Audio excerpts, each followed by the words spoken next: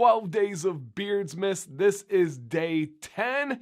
Double digits means we are officially on the home stretch. We're going to talk about a great company. We're going to give a history lesson, announce a giveaway winner, and then drop a new giveaway today. Shout out to everybody that's been riding with us this whole series right now and in the future. I appreciate you guys. If you've loved this series and you appreciate everything that goes into it, please hit a thumbs up. That's all I ask for you guys. It's free, costs nothing, but helps me out. My name is Dan C. Bearded, by the way. I don't usually introduce myself on these series. The company today is going to be Beard Octane. Now, this second time around, I like to feature the top 2 most used products for me with those companies. And Beard Octane's a tough one, because if you go to like my top products of 2021 or 2020, Beard Octane holds down almost every single spot as one of my favorite options for all their products. So this is really tough for me. But if I had to pick 2, number 1, of course, would be their beard oil. That thin viscosity beard oil, top of the line scents, absolutely fantastic. Leaves my beard feeling light, refreshed, nourished, and it lasts all day. Just love. It will always be in my rotation, especially during like hot, humid summers or trips to Florida, stuff like that. Now, the second one I don't have with me right now because it's up in my shower, and that would be the LCW Beard Wash. Now, it's a lathering, conditioning wash. People ask me, is that a co-wash? Is it a conditioner and a wash? No. Unfortunately, there are 2 different uses of the words conditioning in the English language. They mean 2 very different things, but they're kind of similar. I know that sounds like an oxymoronic statement, but it is true. It is a beard wash, a straight up, but it's a gentle daily beard wash, something that if you work out, you get dirty, you can use on a regular daily basis. And the number one thing with LCW, in a good quality way, not a cheap like add-on filler way, the lather is explosive and fantastic. Absolutely love LCW, one of the best beard washes to ever be made or tried for me personally, and I know a lot of you are going to back me up in the comment section on that one. Beard Octane, give them a shot, you guys. DanC10 on their regular site and their CBD site. Let's get into the history. Beard of the day today is going to be, boom, Peter Cooper, the famous American inventor, rocking what some would call the Amish style of facial hair. For me personally, it's one of my least favorite facial hair styles. Now, of course, rock what you got, but when people choose to go to that outside of like religious type reasons, I'm always like, oh man, give the mustache a try. Give the hair around the face and the mouth a try. I think it just completes the beard, but it's unique. It stands out. It's what many people remember about Cooper. So for that, hey, cheers to you, man. Keep rocking it. It definitely is a beard in the facial hair world. Now, yes, Cooper is a famous inventor, businessman. He was just a human rights activist. We're going to go through all of that. He was born, raised, and died in New York City. Not a lot of people can say that, where they were born, raised, and lived their whole life and died in that same city.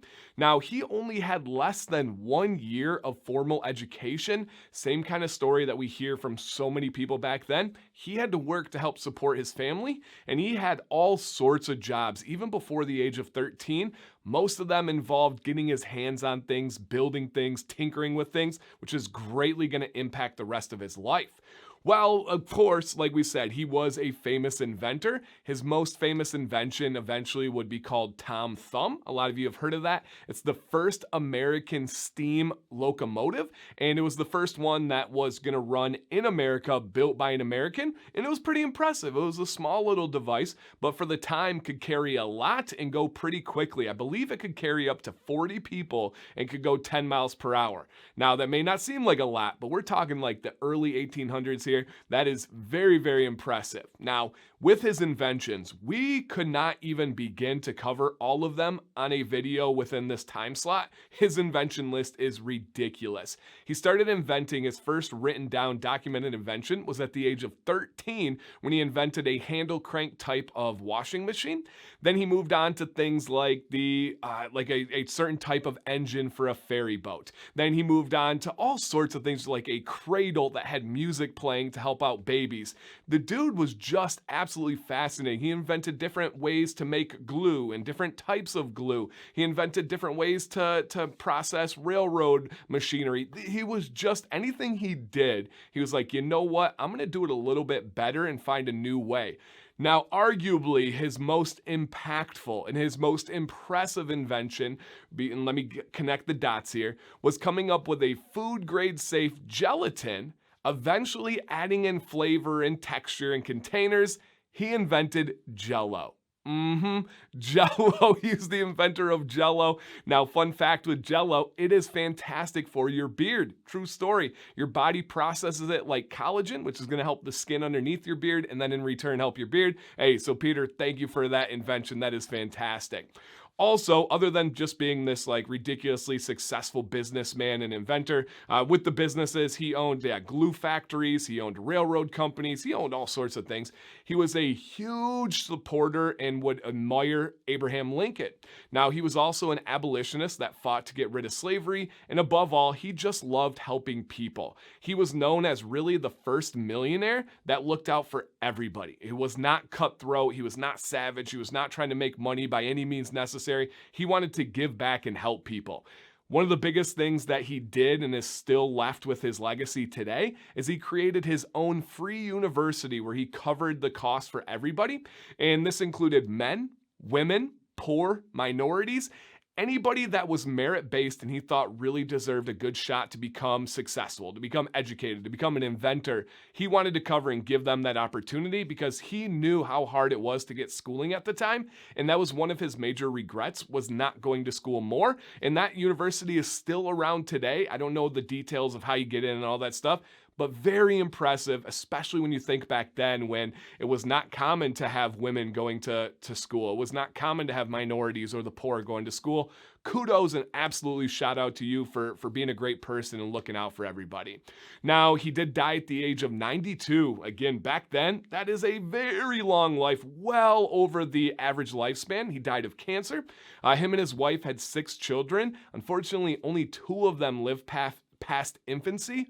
The child mortality rate back then is mind-blowing to me. I could not imagine a family going through 9 months of pregnancy 6 times and losing 4 of those children. Oh, and oftentimes the mom dying in childbirth as well is just absolutely heartbreaking for me to think about. But what I'll leave you with is the last fact about Peter Cooper that I have in common with him. I think it's like freakishly similar.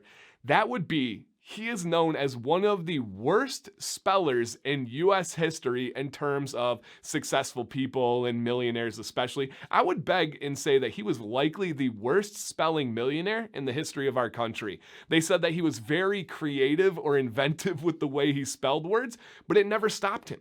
His lack of education never got in the way of his success, his happiness. And I really want to make sure I put that out there because sometimes people get caught up on those little things and spelling and grammar and just the semantics that will keep people from being successful when it really shouldn't.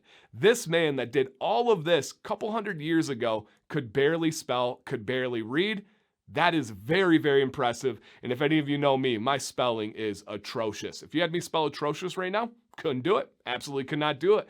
And I know I should get better at it, and I'm working on it all the time. But I feel you, man. I feel you, Peter. Thank you for all your contributions to our country and the world today. Giveaway winner from yesterday, dropping a new giveaway today. Yesterday's is our last giveaway in this series from Fable Beard Co. $50 value giveaway. Shout out to Fable for being a sponsor 4 years in a row. Thank you for everything. Our winner here, boom! Congratulations. Fable Beard Co. should be reaching out to you. Same thing as I've said every single day on this series. If it's been about a week and you have not heard from them, check your email, check your spam folder, and then get a hold of me, and I'll make sure I connect you guys so you get your winnings. All right, Beard Octane's last giveaway of this series. Same thing. Shout out to Beard Octane. 4 years in a row for sponsoring this. Thank you guys for everything. Please make sure you're subscribed. If you could get friends to subscribe or family, that's amazing. Bonus karma points out in the atmosphere. Thank you guys while you hit that thumbs up. Number 2, leave a comment down below. What products are you the most fan of? I think that's a decent way to say it. What products do you love the most from Beard Octane? If you have not tried them, which products would you try if you had the option? Or just let me know something about this inventor and historian that we talked about today. And then number 3, please sign up with the Gleam link for the giveaway. That will be announced the winner tomorrow. Thank you guys for watching. Dan C. Bearded. Stay bearded and stay positive.